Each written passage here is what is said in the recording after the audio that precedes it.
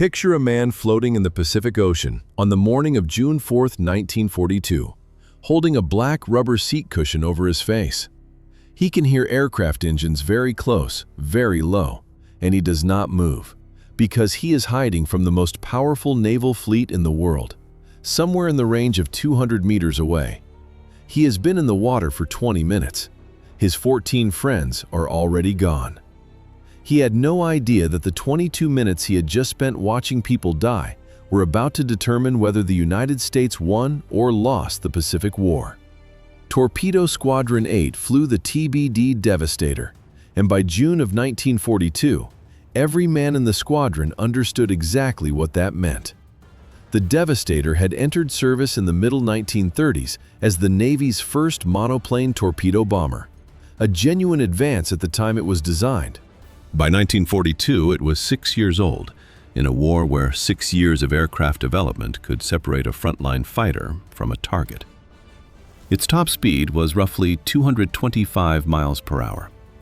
The Mitsubishi Zero, defending the Japanese carrier fleet, was faster by something in the neighborhood of 70 miles per hour. Fast enough that a Zero pilot could choose the terms of an engagement against a Devastator almost without exception. The tactical problem went beyond raw speed. A torpedo attack against a defended fleet required the attacking aircraft to fly low, slow, and level on its final approach. Low enough for the torpedo to enter the water correctly, slow enough for a clean release, level enough that the weapon would run true. Every requirement that made a successful torpedo drop possible also made the aircraft delivering it almost stationary from a fighter pilot's perspective. Every man flying that mission on June 4th could do this arithmetic before he ever left the deck of USS Hornet. Most of them had done it more than once. They were not being sent on a mission where survival was expected to be difficult. They were being sent on a mission that assumed fighter cover would be there to manage the Zeros while the Devastators made their run. The fighter cover would not be there. Commander John C. Waldron commanded VT-8. He was 31 years old that spring, and by every account that survives him, he was a man who trained his squadron with an intensity that some officers around him considered excessive, and that would prove, within a matter of hours, to have been exactly calibrated to what June 4th required. Before the squadron launched, Waldron sent a message to his men. The version commonly cited in the historical record, worth verifying against Waldron's original document before quoting it as exact, reads close to this: "My greatest hope is that we encounter a favorable tactical situation, but if we don't, and worst comes to worst, I want each of us to do his utmost to destroy our enemies. If there is only one plane left to make a final run in, I want that man to go in and get a hit. May God be with us all." Read once, before anyone knew what the day would cost, this sounds like the kind of thing commanding officers say before difficult missions. Proper, expected, forgettable.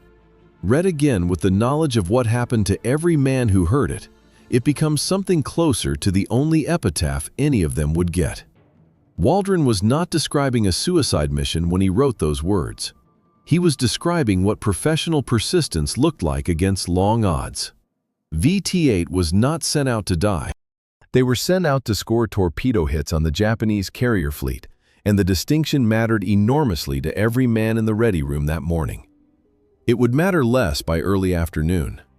Ensign George Gay was one of 15 pilots in the squadron that day, not yet distinguished from the others in any way that mattered, not yet marked by anything except being one more young officer flying one more obsolete aircraft toward one more heavily defended fleet. He had trained the way the rest of them had trained.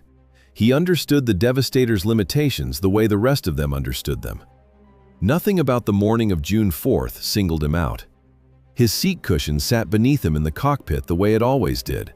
Standard aircraft equipment, black rubber, the kind of object a pilot doesn't think about because there's nothing to think about. You sit on it, it cushions the seat. That's the entire relationship a man has with a cushion like that, on any ordinary flight, on any ordinary day. 30 aircrew launched from Hornet's deck that morning as part of Torpedo Squadron 8. 15 aircraft, 2 men to a plane, pilot and radio man gunner. Waldron led them out over open water on a heading that would, within the hour, diverge from what the rest of the American strike force was flying. That divergence is documented in Gay's own later account, and it is not a footnote to this story. It is the specific reason VT-8 found the Japanese carrier fleet that morning when other American squadrons, flying the assigned search pattern, did not. Waldron had a hunch about where the Japanese fleet would actually be. He followed it. He was right. If you've never heard this story, and most people who know Midway haven't, share it with someone who should. These 14 men don't have a parade. They have this video. 15 aircraft turned toward a fleet that Waldron had found through instinct rather than orders, carrying torpedoes that would need clean water, low altitude, and enough time on approach to do everything a defended carrier group would do everything in its power to deny them. None of the 30 men in those cockpits yet knew whether they would get that time.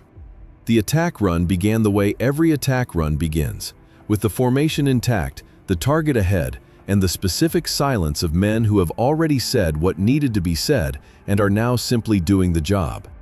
Gay flew his position in the formation as Waldron led VT-8 down toward the water, dropping to the low-level altitude a torpedo attack demanded. The Japanese carrier fleet came into view, a scale of naval force that none of these 15 crews had likely seen assembled in one place before.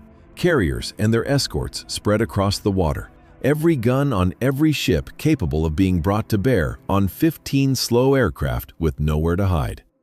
The Zeros found them almost immediately. This is not a detail that requires embellishment. A Devastator at attack speed and attack altitude was, from a Zero pilot's perspective, close to the easiest target Japanese naval aviation would encounter in the entire war. The fighters came down on the formation and began working through it with the specific efficiency of men doing exactly what their aircraft were built to do. Waldron went down first, or very near first. The documented sequence from surviving accounts, including Gay's own, places his aircraft among the earliest lost. There is no record indicating he considered breaking off the attack. He had flown the vector he'd trained for, on a hunch that had already proven correct once that morning, and he held it into the fire without deviation. He did not turn back. There is no document suggesting he weighed it. Gay, flying nearby, watched the formation reduce around him in the specific way a formation reduces under fighter attack. Not as an abstraction, not as a statistic delivered after the fact, but as one aircraft, then another, no longer where they had been a moment before. This was not fear in the way the word gets used loosely. It was mechanics. The mission continued because the mission was the only thing left to do, and each man flying it did the only job available to him for as long as his aircraft stayed in the air. The torpedoes were not connecting. Every Devastator that reached release range dropped its weapon into water that was, by any accounting later assembled, entirely undisturbed by a single hit. The formation was dying and the attack was failing in the same stretch of minutes. Both facts true at once, both facts visible to every man who was still flying. Aviation radio man 3rd Class Robert Huntington sat behind Gay, manning the rear gun, doing the job of a radio man gunner in an aircraft that was rapidly running out of formation to be part of. He was killed when their aircraft took the hits that brought it down. One name, one fact. The script does not have room to mourn 29 men individually, and manufacturing grief on the page for a man whose specific final moments were not documented would be its own kind of dishonesty. Huntington was there. He did his job. He died doing it. That is what the record allows, and it is enough. Gay's aircraft took fire and went down last, or very nearly last, the final plane of VT-8's Hornet contingent to be destroyed, coming down within a few hundred meters of the Japanese carriers themselves. Close enough that the water he hit was, in the most literal sense, inside the formation he had just been attacking. 15 aircraft, 30 men. 0 torpedo hits confirmed among them. Gay went into the water. The water was not calm, and it was not cold enough to matter yet, and Gay came up into it with the specific disorientation of a man whose aircraft has just come apart around him and who is now, without transition, a person floating in the open Pacific instead of a pilot flying through it. He found his seat cushion. It had come free of the wreckage, or he pulled it clear himself. The exact mechanics are less important than the fact that it was there, in the water with him, black rubber, buoyant, the same unremarkable object that had been under him in the cockpit, for reasons that had nothing to do with survival. It was about to have everything to do with survival. Japanese aircraft were working low over the water. Zero fighters dropped down from their intercept altitude during the torpedo attack, now sweeping the surface near the fleet, looking for exactly what Gay was: a downed American aviator, alive, floating, visible from the air if he gave them any reason to see him. He held the cushion over his face. He did not move. This is the entirety of what was available to him as a course of action, and it is worth sitting with how small that is. He could not swim for cover. There was no cover on open water. He could not fight. He had no weapon that mattered against a strafing fighter. He could not signal for help. The only aircraft in range belonged to the people who had just killed 14 of his friends. What remained was stillness and a piece of rubber, and the hope that a Zero pilot scanning the water at low altitude and high speed would not register one more shape among the debris and the swells. He stayed still. From water level, the world reduces to what reaches a man whose head is barely above the surface. He could see, between swells, the approximate shapes of large ships, the Japanese carriers and their escorts, close enough that distance had become almost meaningless. He could hear engines. Not one engine, many, at low altitude, moving with the specific rhythm of aircraft searching rather than transiting, a sound pattern distinct enough that a man floating beneath it could tell the difference between a Zero hunting and a Zero simply passing overhead. He had scored 0 hits. He knew this the way a man knows the outcome of something he watched happen with his own eyes. His squadron had gone in, flown the attack, lost every aircraft, and put no torpedoes into any Japanese ship. Waldron was gone. Huntington was gone. However many of the other 12 men were still alive in the water somewhere nearby, if any were, Gay had no way of knowing from where he floated. What he did not know, could not know, holding a rubber cushion over his face 20 feet from the largest naval force he had ever seen, was what came next. He held still and he waited, and the Zero engines kept moving low over the water, searching, and somewhere above all of it, the sky was still full of Japanese aircraft that had not yet been asked to do anything except exactly what they were already doing. Picture a man floating in the Pacific Ocean, holding a black rubber seat cushion over his face, not moving. The engines are still close, still low. He has been doing this for longer than 20 minutes now, long enough that stillness has become its own kind of exhausting labor, the specific effort of a body that wants to move and cannot afford to. But the engine sounds are different now. He couldn't have told you in that moment exactly what changed. Something in the pitch, in the rhythm, in the direction. The Zero fighters that had been sweeping low and searching were no longer simply searching. They were doing something else, rising, reorienting, moving with the urgency of aircraft responding to a threat rather than aircraft hunting a target. He did not know what had appeared above them. He could not look. The cushion stayed where it was. His position stayed where it was. The discipline that had kept him alive through the last 20 minutes did not relax simply because something in the sound had shifted. Then, explosions. Not the sound he'd heard when his own squadron's aircraft were going down. Those had carried a specific character, close and immediate, and small in the way a single aircraft dying is small. These were different, larger, arriving from a direction that had nothing to do with the water level where the Zeros had been operating. Think about that for a second. 0 torpedo hits from 15 aircraft and 30 men. 3 Japanese carriers fatally damaged within roughly 5 to 6 minutes. Both of those facts are true, and the second one only became possible because of the first. Somewhere above Gay, invisible to him, unreachable by anything he could perceive from the water, SBD Dauntless dive bombers from USS Enterprise had arrived over the Japanese fleet at altitude and found something the Zeros had left undefended: the sky directly above the carriers. The fighters that would ordinarily have been positioned to intercept a high-altitude attack were, at that specific moment, at sea level, drawn down by the successive torpedo attacks that had come in from 3 directions across the preceding hour. VT-8 first, then squadrons from Enterprise and Yorktown behind them. The Zero pilots had not made a mistake. They had done exactly what their training and their doctrine required of them: respond to the immediate low-altitude threat, the torpedo bombers bearing down on the fleet at wave height. It was correct. It was also, in the specific arithmetic of that morning, exactly wrong, because it left the air above the carriers empty at the one moment an empty sky above the carriers would matter most.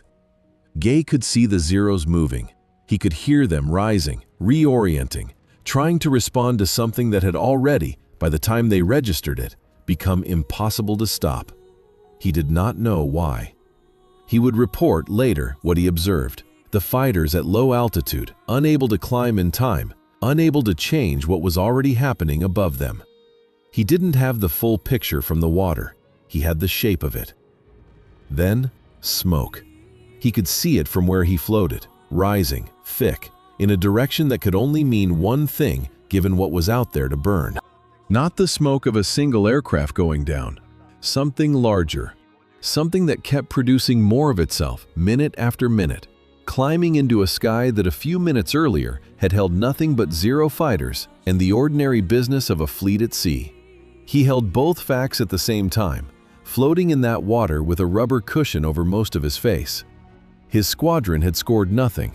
14 men he had trained with, flown with, launched from Hornet's deck with that morning were gone. And whatever they had accomplished, they had not accomplished it with a single torpedo hit. And something enormous was burning less than a mile from where he floated, and he was, as far as he could tell, the only American witness to both halves of that arithmetic at the same moment. He was not celebrating. There was nothing in that water to celebrate from. His friends were gone or scattered somewhere he couldn't see, and whatever was happening above the smoke had cost every one of them everything they had. And he did not yet know, could not yet know, holding still, holding the cushion, watching smoke climb into a sky he wasn't allowed to look up into, what that smoke actually meant for the rest of the war. He only knew that something in the sky above him had changed, and that he was still alive to watch it happen. The night of June 4th passed the way a night passes for a man alone in open water, long and largely undocumented in the specific texture of what he felt, because Gay's own later accounts focus less on his internal state during those hours and more on the simple mechanics of staying afloat, staying alive, and waiting for morning. He was not rescued that day. The fleets had moved on to what fleets move on to after a battle of that scale: pursuit, damage assessment, the business of war that doesn't pause for a single downed aviator in the dark. He stayed in the water through the night, the same water that had held him through the 6 minutes above which everything had changed, the same cushion still with him. Morning came on June 5th. A PBY Catalina flying boat found him and brought him out of the Pacific. The specific mechanics of the rescue, the exact words exchanged, are less important here than the fact of it. A man who had gone into the water alone, the last survivor of a 15-plane squadron, came out of it alone as well, because he was the only one left to come out. He was not rescued as a hero. He was rescued as a survivor. The distinction was everything to him, and he would spend the better part of the rest of his life trying to make other people understand why those two words weren't the same thing. What he carried out of the water was the seat cushion, the same piece of standard aircraft equipment that had meant nothing to him that morning and had meant everything to him for the following 24 hours. And he carried something else that had no physical weight at all: the specific knowledge, belonging to him alone among American survivors, of what those 22 minutes between the last Devastator going down and the first carrier beginning to burn had actually looked like from underneath. Nobody else had watched it from there. Nobody else ever would.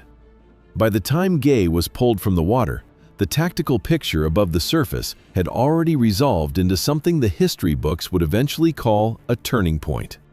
3 Japanese carriers, Akagi, Kaga, and Soryu, were fatally damaged within the same narrow window that Gay had spent hidden beneath his cushion, unable to see any of it directly, able only to hear the engines change and watch the smoke climb. A fourth carrier, Hear You, would survive until later that afternoon before meeting the same fate. VT-8 had gone in first. VT-8 had scored nothing, and VT-8's attack, combined with the torpedo runs that followed from Enterprise's and Yorktown's own squadrons, had pulled the Zero fighters down to the water in the exact window that left the sky open for what came next. Gay knew all of this only in fragments, pieced together from what he'd perceived from the water and what he would later learn from men who'd seen it from other angles. What he knew without any fragment missing was simpler and heavier. 14 men he had launched with that morning were not coming home, and whatever they had bought with that fact, he was the only one left alive to carry the receipt. What VT-8's attack made possible extended well past the morning of June 4th. The 3 Japanese carriers lost that day, joined by Hear You that same afternoon, represented the core of the strike force that had opened the Pacific War at Pearl Harbor 6 months earlier. Their loss did not end the war. It altered its shape. The initiative that Japan had held since December of 1941 shifted, over the months that followed, toward an American Pacific Fleet that would spend the next 3 years pressing an advantage that began, in its narrowest and most literal sense, in the 6 minutes above George Gay's seat cushion. That is the largest circle this story draws. It is not the one that matters most here. George Gay published Sole Survivor in 1979, 37 years after the battle. Between June of 1942 and the book's publication, and for years afterward, he spoke, at schools, at naval institutions, at public events, to anyone who would listen, about what had happened to Torpedo Squadron 8. He did not talk about himself as a hero. The record of his public testimony consistently returns to the same subject: the 14 men who did not survive. Waldron, Huntington, the others whose names exist in the historical record even where this script has not had room to hold each of them individually. He kept telling people about them. He did this for 52 years, from the morning a Catalina pulled him out of the Pacific until his death on February 21, 1994, in Palm Springs, California. He was 77 years old. He did not need a redemption arc. He survived, and he talked about the men who hadn't. Those are the only 2 verbs the record requires of him, and they are enough. VT-8 was not supposed to change anything. They scored 0 hits. Every aircraft was lost. By any tactical measure applied in isolation, their attack was a complete failure. 15 planes, 30 men, and nothing to show for it in the water where their torpedoes went. They changed everything. The arithmetic only resolves if you count what 14 men going into the water did to the sky above them. The 0 fighters that came down to meet VT-8 and the squadrons from Enterprise and Yorktown that followed the same vector into the same fire cleared a path that the SBD Dauntless dive bombers used to reach 3 carriers that had, for those 6 minutes, nothing defending the airspace above their flight decks. Waldron's message to his squadron, sent before any of this happened, asked for one thing: that if only 1 plane was left to make a final run, that man would go in and get a hit. No plane from VT-8 got a hit. Every plane from VT-8 went in anyway.